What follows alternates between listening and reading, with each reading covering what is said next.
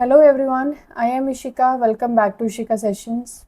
हम डिस्कस कर रहे हैं अपना क्लास 10 का चैप्टर नंबर 4 क्वाड्रेटिक इक्वेशंस को। अपने प्रीवियस सेशन में हमने देखा कि what is a quadratic equation in a variable x. हमने वन वेरिएबल एक्स में लिखा था, तो किस टाइप से लिखा था?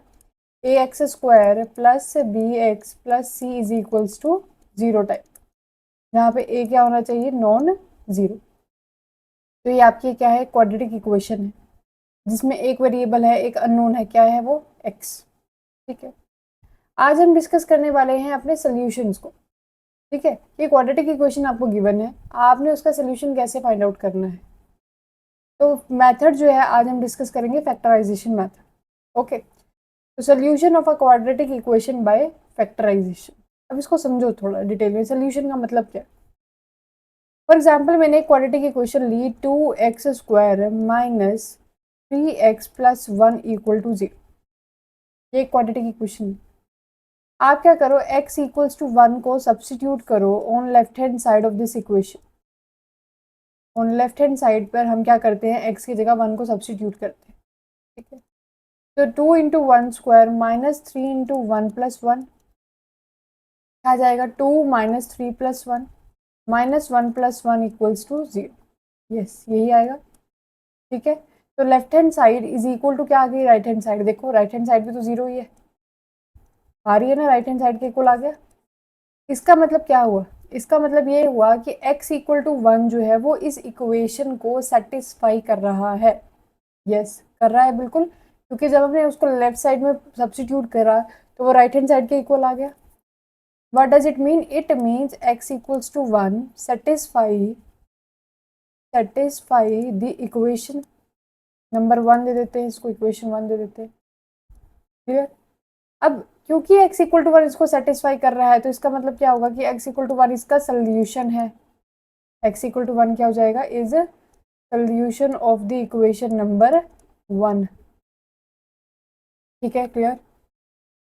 x की वो वैल्यूज जब हम उसको लेफ्ट साइड में इक्वेशन के पुट करें, वो राइट हैंड साइड के इक्वल आ जाए, तो वो उस इक्वेशन का क्या बन जाएगी? सोल्यूशन बन जाएगी।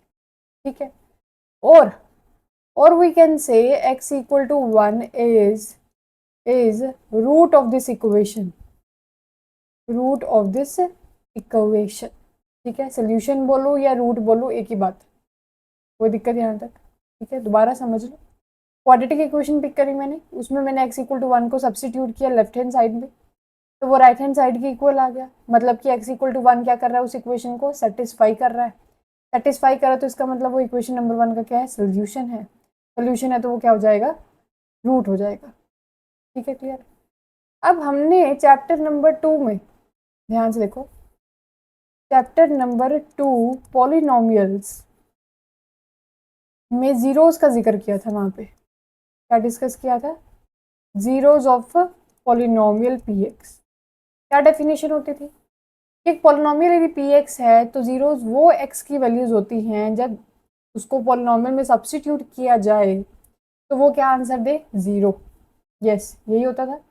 X equals to alpha is zero of polynomial p x, कब? If p of alpha is equals to क्या हो जाए? जीरो। यस, यही डेफिनेशन थी। क्लियर? ठीक है, अब हम यहाँ पर बात कर रहे हैं क्वाड्रेटिक की, तो क्वाड्रेटिक पोलिनोमियल ले लेती हूँ। चलो क्वाड्रेटिक पोलिनोमियल ले लेते हैं। तो क्वाड्रेटिक पोलिनोमियल हो गया a x square plus b x plus c type का। ठीक है, इसकी जीरो की बात करूँ तो x equal to alpha is zero, is zero of polynomial a x square plus b x plus c when a into alpha square plus b into alpha plus c. आपने x की जगह क्या किया? Alpha को substitute किया, ये क्या आ जाए? जीरो के इक्वल। यस, यही होती थी। ठीक है, तो यही सिनेरियो तो हम यहाँ पर इक्वेशन में बात कर रहे हैं, है ना? देखो ध्यान से, क्वाड्रेटिक इक्वेशन में x equals to alpha is solution कहो या फिर रूट कहो, सोल्यूशन या फिर root of the quadratic equation a x square plus b x plus c equals to zero when या if a into alpha square plus b into alpha plus c equal to zero. हाँ जी, यही है definition. देखो मैंने quadratic polynomial में zero को revise करवा दिया कि क्या जीरो थी, मीनिंग क्या है जीरो का, और क्वाड्रेटिक इक्वेशन में सोल्यूशन और रूट का क्या मतलब है। तो आप एक चीज नोटिस कर पा रहे हो कि जो क्वाड्रेटिक पोलिनोमियल की जीरो होती है वही उसी क्वाड्रेटिक इक्वेशन की क्या बनती है, रूट बनता है। ठीक है, नोट कर लो ध्यान से, नोट पॉइंट क्या है आपका, the root of the quadratic equation, the root of quadratic equation ax square plus bx plus c equal to 0, ax square plus bx plus c equals to 0, where a must be non-zero and zeros of quadratic polynomial ax square plus bx plus c, where a must be non-zero are same। ठीक है, quadratic polynomial के zeros और quadratic equation के जो roots हैं ये क्या होते हैं, सेम होते हैं। हो गया डन, कोई दिक्कत यहाँ तक। ठीक है, अब क्वाड्रेटिक पोलिनोमियल में हम रूट्स जीरोस कैसे निकालते थे, जीरोस निकालने का जो तरीका था वही क्वाड्रेटिक इक्वेशन के रूट्स निकालने का तरीका रहने वाला है, फैक्टराइजेशन मेथड वाला। ठीक है, वहाँ क्या करते थे, मिडिल टर्म को स्प्लिट करते थे, लीनियर फैक्टर्स बना लेते थे, फिर हर एक लीनियर फैक्टर को क्या करते हैं, इक्वेट टू जीरो करते हैं। यस, ठीक है, चलो क्वेश्चन समझते हैं। ठीक है, एग्जाम्पल देखो third, find the roots of the equation 2x square minus 5x plus 3 equal to 0 by factorization. आपने क्या करना है, इस इक्वेशन के रूट्स को फाइंड आउट करना है बाय फैक्टराइजेशन मेथड। फैक्टराइजेशन का मतलब है क्या करनी है आपने, middle term splitting, middle term splitting. ठीक है, तो देखो कैसे करेंगे, 2x square minus 5x plus 3 equal to 0। अब मिडिल टर्म क्या है, मिडिल टर्म है आपकी -5x। तो आपके पास दो टर्म्स आपने ऐसी ढूंढनी है जिनको ऐड या सब्ट्रैक्ट करके क्या बने, -5x, एंड उनका प्रोडक्ट क्या आना चाहिए, उनका प्रोडक्ट क्या आना चाहिए, 2x स्क्वायर इंटू 3, मतलब 6x स्क्वायर। ठीक है, ऐसी दो टर्म्स को ढूंढो जिनको ऐड या सब्ट्रैक्ट करके -5x आए और प्रोडक्ट क्या आए उसका 6x स्क्वायर। तो बेसिकली ये हो जाएगा -3x माइनस 2x। हाँ जी, yes, -3x and -2x check कर लो, minus minus plus 3 plus 2 5 with negative sign आएगा, -3 इंटू -2 करोगे 6x स्क्वायर बन जाएगा। ठीक है, तो आप 5x को कैसे लिखोगे, -2x माइनस 3x प्लस 3। ठीक है, अब दो दो के पेयर बना लो, पेयर बनाने के बाद जो कॉमन है उसको ले लो। तो यहाँ से मेरे को दिख रहा है 2x कॉमन है, अंदर आ जाएगा x-1, यहाँ से 3 कॉमन ले लो, x-1 equal to 0, x-1 2x-3 equal to 0। ये फैक्टराइजेशन कर दी हमने, जो क्वाड्रेटिक पोलिनोमियल था उसको हमने क्या करा, लीनियर फैक्टर्स की फॉर्म में प्रोडक्ट में लिख दिया। अब ये प्रोडक्ट 0 के इक्वल है, प्रोडक्ट यदि 0 के इक्वल है तो इसका मतलब है कि x-1 0 एंड 2x-3 0। इसके जीरो होने के चांसेस कब कब है, या तो x-1 वाला जीरो हो जाए या फिर 2x-3 वाला जीरो हो जाए। यहाँ से x की वैल्यू क्या आ गई 1 एंड 2x इक्वल टू 3, यहाँ से x की वैल्यू क्या आ गई 3/2। तो हमें दो सोल्यूशन मिल गए, x equals to 1 and 3/2। These are the two solutions, or you can say roots of the quadratic equation। ठीक है, अब कई बार क्या होता है कि फॉर एग्जांपल कैलकुलेशन मिस्टेक हो गई है, अब हम वेरीफाई कैसे करें, वेरीफिकेशन कर लेते हैं, वेरीफाई करते हैं। चलो, x इक्वल टू 1 मेरा निकला है पहला, है ना, मेरे को चेक करना है कि यस कि x इक्वल टू 1 होता भी है इसका रूट या नहीं। तो क्या करना है, अपनी इक्वेशन की लेफ्ट हैंड साइड में सब्सटीट्यूट करो और चेक करो कि वो राइट हैंड साइड की इक्वल आ रहा है या नहीं आ रहा। तो मैंने x को 1 सब्सटीट्यूट करना है। ठीक है, तो 2 माइनस 5 प्लस 3 -3 प्लस 3, यस आ रहा है 0, तो ये क्या बन गया, उसका रूट बन जाएगा। सिमिलरली x इक्वल टू 3/2 को भी चेक कर सकते हो, आपने x की जगह 3/2 सब्सटीट्यूट करना है और वेरीफाई कर लेना है। ठीक है, कर लेते हैं एक बार, 2 इंटू 9/4 -15/2 प्लस 3, एलसीएम ले लेते हैं 4, 9 2 ज़ा 18 minus 30 plus 12 is equals to minus 12 plus 12, क्या आ जाएगा 0। हाँ जी ठीक है, कोई दिक्कत? ओके चलें अगले क्वेश्चन पर। नेक्स्ट क्वेश्चन देखो, example number 4, find the roots of the quadratic equation. यहाँ पर भी आपने इसके रूट्स निकालने हैं। अब यहाँ पर मेथड जो है वो मेंशन नहीं है, पर मैंने अभी तक आपको सिर्फ फैक्टराइजेशन मेथड ही बता रही हूँ, तो उसी से सॉल्व करते हैं। ठीक है, अगले सेशन में हम एक और मेथड डिस्कस करने वाले हैं। ओके, तो चलो अभी फिलहाल के लिए फैक्टराइजेशन मेथड। अब फैक्टराइजेशन मेथड में क्या करते हैं, मिडिल टर्म को स्प्लिट करते हैं। मिडिल टर्म क्या है, माइनस एक्स।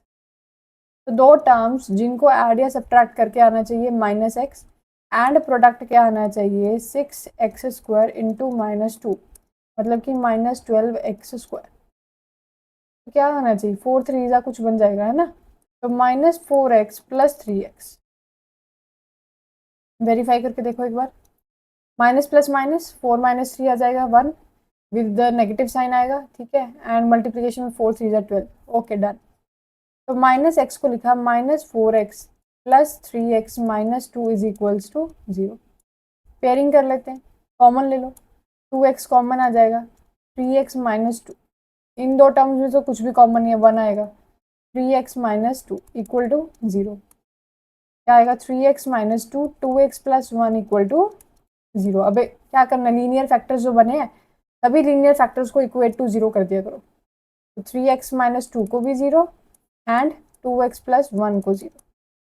यहाँ से आ जाएगा 3x equals to 2, x equal to 2/3, and second से आ जाएगा 2x equal to -1, x equal to -1/। ठीक है, इजी। ओके, चलिए नेक्स्ट क्वेश्चन पर। Find the roots of the quadratic equation 3x² minus 2 root 6x plus 2 equal to 0।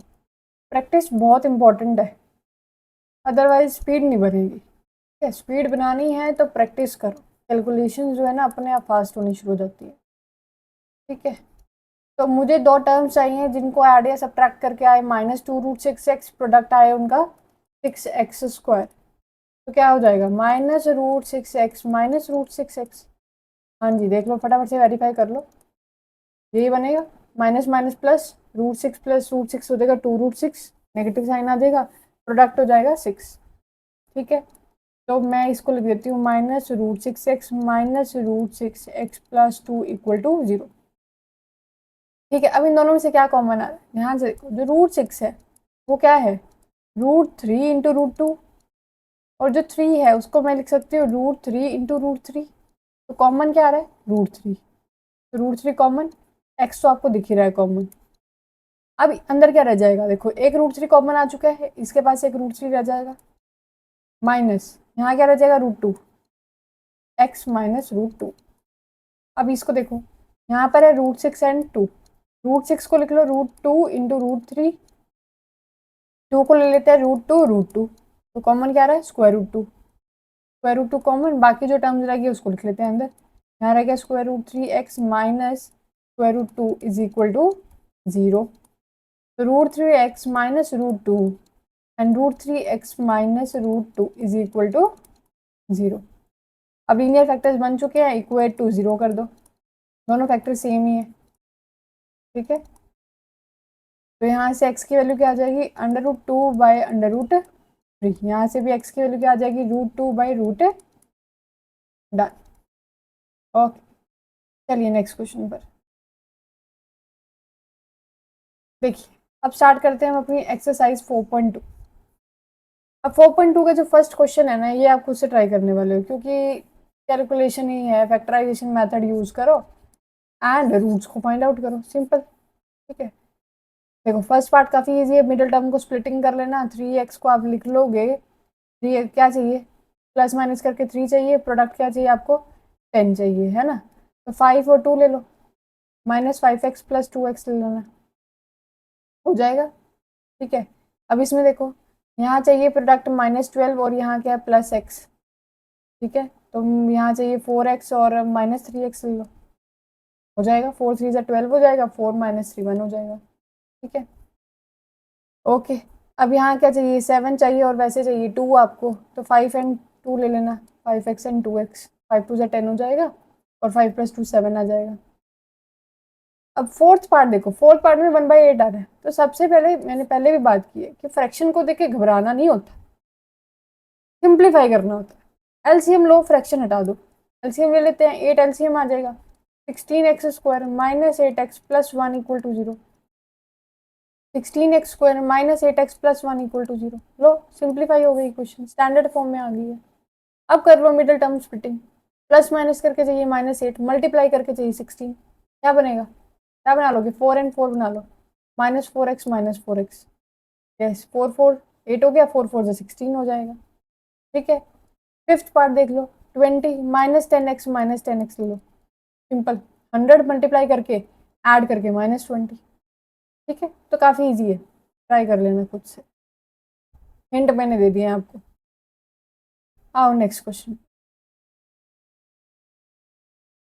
Solve the problem given in example number 1। Example number 1 हमने discuss किया था कल अपने previous session में, जॉन एंड जीवंती वाला, John and जीवंती, और दूसरा हमने कॉटेज इंडस्ट्री वाला किया था, कॉटेज इंडस्ट्री। वहाँ पर हमने क्वाड्रेटिक इक्वेशन बनाई है प्रीवियस सेशन में, आप चेक कर सकते हो जाके, क्वाड्रेटिक इक्वेशन बनी हुई है, उसको फैक्टराइजेशन मेथड से सॉल्व कर दो, सिंपल। ठीक है, कोई प्रॉब्लम नहीं आने वाली।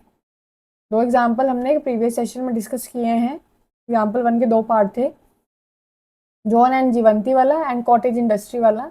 उसकी हमने क्वाड्रेटिक इक्वेशन कल बनानी सीखी थी, उसको फैक्टराइजेशन मेथड से, मिडिल टर्म स्प्लिटिंग से आप सॉल्व कर सकते हैं। ठीक है, आओ अब क्वेश्चन नंबर 3 देखते हैं।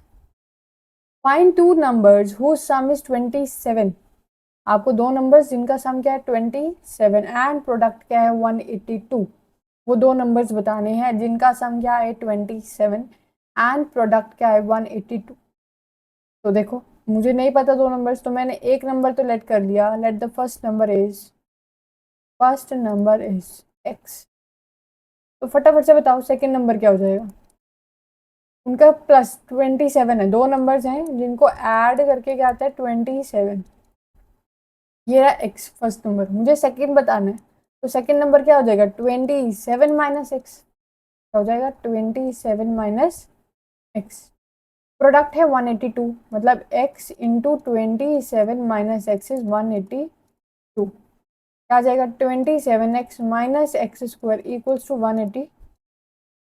तो बन जाएगी इक्वेशन, -x² को आपने राइट में शिफ्ट किया, +27 उधर जाके -27x + 182 इक्वल्स टू 0। अब फैक्टराइजेशन करते हैं, दो नंबर्स जिनका प्लस आना चाहिए -27x एंड प्रोडक्ट आना चाहिए 182, तो इसको ट्राई करो एक बार, -14x and -13x, -14x and -13x, minus minus plus, 14 + 13 27 and 14 into 13 182, तो आ जाएगा x² -14x -13x + 182 equals to 0। Common ले लो, x -14 -13 common, x -14 equal to 0, x -14 x -13 equals to 0। ठीक है, तो x की वैल्यूज क्या आ गई, x -14 इक्वल टू 0 और x -13 इक्वल टू 0, इक्वेट कर दिया लीनियर फैक्टर्स को 0 के इक्वल। तो आपके पास x की दो पॉसिबिलिटीज आ गई कि या तो x 14 है या फिर क्या है 13 है। If you consider x equals to 14, यदि फर्स्ट नंबर आपका ये है, तो सेकेंड नंबर क्या आ जाएगा 27 - x, मतलब 27 - 14 इक्वल टू 13 आ जाएगा। यदि आपका फर्स्ट नंबर 13 है तो सेकंड नंबर कैसे निकालना है 27 - x करके, 27 - 13 इक्वल टू क्या आ जाएगा 14 आ जाएगा। ठीक है, तो नंबर्स क्या है 13 एंड 14, नंबर्स क्या आ गया आपके 13 एंड 14। ठीक है, चलें आगे, next question, question number 4। Find two consecutive positive integer sum of whose square is 365। Consecutive positive integer क्या होते हैं, कल भी बताया था, पॉजिटिव इंटीजर मतलब नेचुरल नंबर्स की बात हो रही है। कॉन्जिक्यूटिव का मतलब होते हैं जो लगातार आते हैं, एक साथ आते हैं, मतलब जैसे 5 6 7 8, गैप नहीं होता बीच में, ठीक है ना, एक साथ आने वाले। तो यदि आपने फर्स्ट वाला कॉन्जिक्यूटिव जो इंटीजर है, फर्स्ट जो इंटीजर है वो आपने एक्स ले लिया, तो सेकंड क्या हो जाएगा, एक्स प्लस वन। यस, हो जाएगा, बताया था। फॉर एग्जाम्पल आपने 12 एंड 13 लिया, तो 13 क्या है, 12 प्लस वन ही तो है, एक उसका नेक्स्ट ही तो है नंबर, एक का तो इंक्रीमेंट हुआ है ना। तो फर्स्ट यदि एक्स ले लिया तो सेकंड क्या होगा, x plus one. Sum of whose squares, जिनके स्क्वायर्स का सम, मतलब एक्स के square and x plus one का स्क्वायर, इनका सम, ये है 365। क्वेश्चन को समझा करो ध्यान से, दो सिचुएशन गिवन होती है, स्क्वायर्स का सम, तो स्क्वायर्स करो और उनको ऐड कर दो, सिंपल। तो एक्स स्क्वायर प्लस, अब यहाँ पर आइडेंटिटी लगा लो, a plus b whole square, a square plus b square plus 2ab equal to 365। X square plus x square क्या हो जाएगा, 2x square plus 2x plus one minus 365 equal to 0। तो 2x square plus 2x minus 364 equal to 0। 2 common ले लो, तो x square plus one minus one 182 equal to 0। तो factor क्या बना दोगे, सॉरी यहाँ पर एक्स आएगा, तो x square plus x minus 182 equals to 0। ठीक है, तो फैक्टर्स बना लो। मिडिल टर्म क्या है, एक्स, एंड प्रोडक्ट आना चाहिए आपका माइनस 182 एक्स स्क्वायर, वही 14 एंड 13 वर्क कर जाएगा मेरे अकॉर्डिंग तो। ठीक है, वेरीफाई कर लो। यस, 14 माइनस 13 1 आ गया, 14 इंटू 13 182 होता है, हो गया। X square plus 14x minus 13x minus 182 equal to 0। Pairing करो, कॉमन ले लो, x प्लस 14, 13 को कॉमन ले लो, x प्लस 14 इक्वल्स टू 0। क्या आ जाएगा, x plus 14 into x minus 13 equal to 0। अब लीनियर फैक्टर्स को इक्वेट टू 0 कर देंगे। ठीक है, तो एक आ रहा है x इक्वल टू -14, दूसरा आ रहा है x इक्वल टू 13। तो -14 तो पॉसिबल ही नहीं है, वाई, क्वेश्चन मार्क, क्यों नहीं पॉसिबल, क्योंकि उन्होंने बोला है नेचुरल नंबर्स। हाँ जी, पॉजिटिव इंटीजर्स बोला था ना, तो -14 कैसे आ जाएगा उस फैमिली में, तो x की वैल्यू क्या होगी, 13। तो अगला जो इंटीजर आएगा वो क्या आ जाएगा, 13 प्लस 1 14। तो ये दो कॉन्जिक्यूटिव इंटीजर्स हैं, पॉजिटिव इंटीजर्स हैं, जिनका जिनके स्क्वायर्स का सम, जिनके स्क्वायर्स का सम क्या आता है, 365। ठीक है, चलें आगे। ओके, देखिए next question, question number 5। The altitude of a right triangle is 7 centimetre less than it's base. If the hypotenuse is 13 centimetre, find the other two sides. Okay, तो पहले तो राइट एंगल ट्राइंगल बना लेते हैं। What is a right angle triangle, right angle जिसमें एक right angle मिल जाए, मतलब 90 डिग्री हो। तो ट्राइंगल बना ली, 90 डिग्री एंगल बना लो, नेमिंग दे देते हैं, चलो ABC।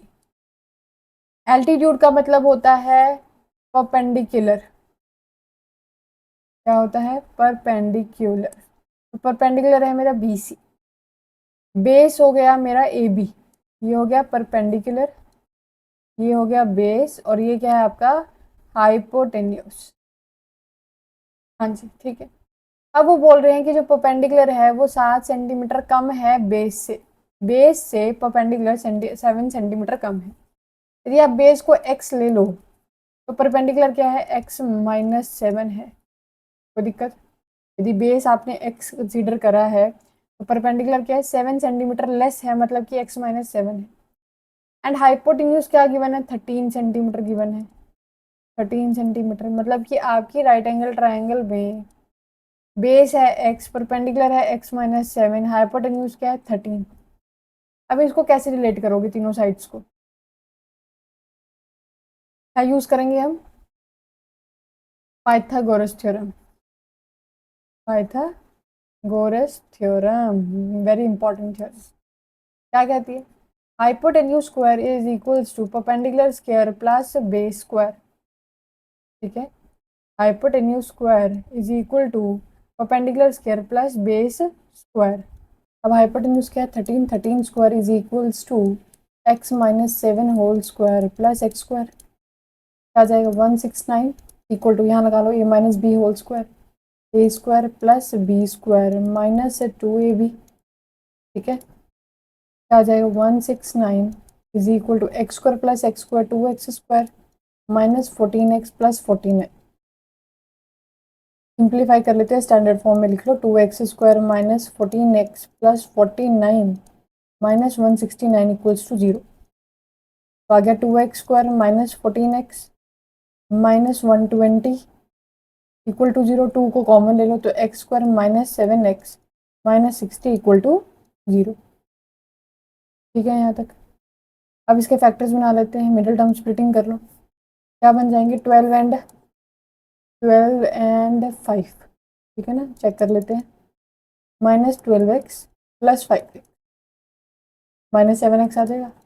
मल्टीप्लीकेशन करके देखो क्या आ जाएगा माइनस 60x स्क्वायर। फैक्टर बन गए minus 12x and 5 minus 60 equal to 0। Common ले लो, यहाँ से आ जाएगा x माइनस 12, 5 कॉमन ले लो x minus 12, x minus 12 x plus 5। अब क्या करना है, अपने लीनियर फैक्टर्स को इक्वेट टू 0, यहाँ से निकालो x की वैल्यूज। तो x की वैल्यू आ गई 12 और यहाँ से x की वैल्यू क्या आ गई माइनस 5, ठीक है। अब नेगेटिव तो पॉसिबल नहीं है डायमेंशंस, तो x की वैल्यू क्या होगी 12, मतलब कि आपकी जो राइट एंगल ट्राइंगल है उसका बेस क्या रहा है 12 और परपेंडिकुलर क्या था 12 माइनस 7, तो 12 माइनस 7 क्या आ जाएगा 5। परपेंडिकुलर मतलब कि एल्टीट्यूड क्या आ रहा है 5 सेंटीमीटर और हाइपोटेन्यूज उन्होंने दी हुई थी 13 सेंटीमीटर, ठीक है। हमने दो साइड्स निकालनी थी, निकाल दी बेस एंड परपेंडिकुलर, ठीक है। चलिए last question. A cottage industry produces a certain number of pottery articles in a day. It was observed on a particular day the cost of production of each article was 3 more than the twice the number of articles produced on that day. एक article का जो cost है वो है 3 more than twice the number of articles produced. Okay. And total cost of production जो है वो है ₹90. Find the number of articles produced and the cost of each article. इस टाइप का क्वेश्चन हमने कल डिस्कस किया था जहाँ पे टॉयज़ की बात हो रही थी। यहाँ पर पोट्री आर्टिकल्स हैं, वहाँ टॉयज़ थे। तो क्या कर लो, मुझे नहीं पता कितने नंबर ऑफ आर्टिकल्स प्रोड्यूस हुए हैं, लेट नंबर ऑफ आर्टिकल्स जो हैं वो हैं x। तो कॉस्ट ऑफ वन आर्टिकल जो है वो क्या गिवन है, देखो ध्यान से। एक आर्टिकल की कॉस्ट है 3 मोर, मतलब 3 plus twice the number of articles, मतलब ट्वाइस 2 टाइम्स 2x, 2 गुना है, तो 3 प्लस क्या आ गया 2x। अब टोटल कॉस्ट कैसे निकाल लोगे, एक आर्टिकल की कॉस्ट पता है और नंबर ऑफ आर्टिकल्स पता है, क्या करो दोनों को मल्टीप्लाई, दोनों को मल्टीप्लाई करते हैं और टोटल कॉस्ट है 90, यह आ जाएगा 3x plus 2x square. Equation बन गई 2x square plus 3x minus 90 equals to 0, ठीक है। फैक्टराइज कर दो, आपको मिडिल टर्म चाहिए minus 3x plus 3x and product करके आना चाहिए माइनस 180x स्क्वायर, आना चाहिए 180x स्क्वायर, ठीक है। 15 एंड 12 बन जाएगा, 15x and minus 12x, check कर लो, ठीक है। 15 इंटू 12 आपका आ जाएगा 180, 15 माइनस 12 क्या आ जाएगा 3। 2x square plus 15x minus 12x minus 90 is equal to 0, ठीक है। अब ले लेते हैं common, 2x square and 12x में से कॉमन आ जाएगा 2x, x minus 6 plus 15 common x minus 6 equal to 0, x minus 6 2x plus 15 equal to 0। यहाँ से x की वैल्यू आ रही है 6 एंड माइनस 15/2, माइनस 15/2 पॉसिबल नहीं, तो x की वैल्यू क्या आ जाएगी 6। कितने आर्टिकल्स प्रोड्यूस हुए 6, कॉस्ट क्या है 3 plus 2x, 3 plus 2 into 6, 3 plus 12 15 rupees. तो 6 आर्टिकल्स जो हैं वो प्रोड्यूस हुए हैं और 15 रुपीज़ जो है वो एक आर्टिकल की क्या आई है कॉस्ट है। तो बेसिकली हम करते क्या है कि जो भी सिचुएशन गिवन है वहाँ पे देखा करो कि अननोन क्या चीज़ है, जो चीज़ अननोन है उसको वेरिएबल एक्स ले लो और एक क्वाड्रेटिक इक्वेशन फ्रेम कर लो। जैसे ही फ्रेम हो जाएगी तो फैक्टराइजेशन मेथड से हम क्या करेंगे उसको सॉल्व कर देंगे। कल के सेशन में हम एक नए मेथड को भी देखेंगे और नेचर ऑफ रूट्स की बात करेंगे। आज के लिए इतना ही। Thank you very much.